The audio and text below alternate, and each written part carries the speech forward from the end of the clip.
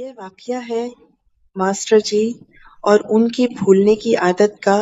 Master Sahib retire हो चुके थे, लेकिन उनका ज़हन अब भी रुक स्कूल जाओ, की घंटियों और डिसिप्लिन लाइन में अटका बनाकर हुआ था। खड़े हो जाओ। एक रात वह गहरी नींद में सो रहे थे तुम लोग कि सुधरोगे कब? अचानक उन्हें ख्वाब आया कि वो फिर रुक से जाओ, स्कूल में हैं लाइन और बनाकर कुछ खड़े हो जाओ। शरारती तुम लड़के लोग क्लास से भाग सुधरोगे रहे हैं। कब? ख्वाब में ही वह गरज कर बोले, रुक जाओ, लाइन बनाकर खड़े हो जाओ।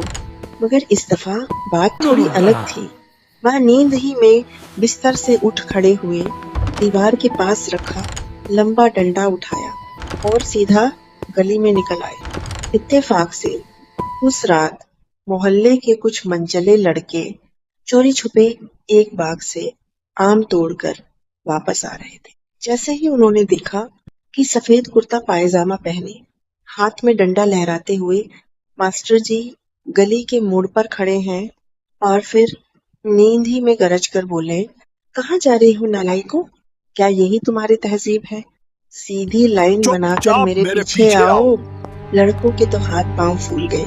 किसी को लगा पुलिस है, किसी को लगा कोई जिन बाबा आ गया है। सब सीधी लाइन बनाकर उनके पीछे चल दिए। मास्टर जी नींद में चलते चलते उन्हें यहाँ मोहल्ले बैठो की और मस्जिद तक अपना ले सबक गए याद करो। और वहां रुककर बोले, सूरज यहाँ बैठकर निकलने अपना तक सबक कोई याद नहीं करो। हिलेगा। सूरज निकलने तक कोई नहीं हिलेगा।